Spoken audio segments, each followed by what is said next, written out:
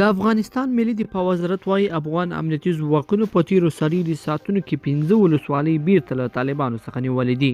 د دفاع وزارت په وینا دولتي ځواکونو په بغلان کې خوست، په پروان کې شینواري، په فاریاب کې چارباغ او پښتونکوټ او په بلخ کې کلدار ولسوالۍ له وسلوالو طالبانو څخه بیرته نیولې دي.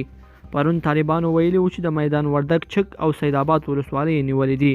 په همدې منځ کې پرون په افغانستان کې د امریکایي ځواکونو عمومي قومندان جنرال سکاټ میلر د جګړو زور اخیستو ته په اشاري خبرداری ورکړ چې امریکایي پوځیانو له وتلو وروسته ښایي افغانستان په یو خونړۍ کورنۍ جګړه کې ښکیل شي.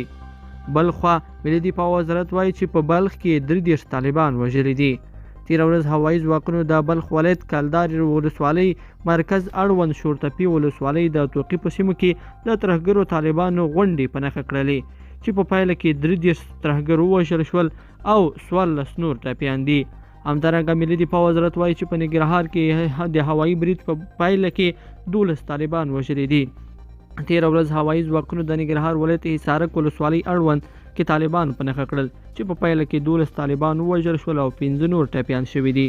همداراز د دښمن یوه اندازه وسلې مهمات هم له منځه وړل شوي دي.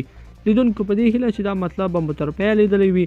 که مو دغه ویډیو خوښ شوي ویډیو لایک کړئ او چینل سبسکرایب کړئ. تر بیا ښه وخت.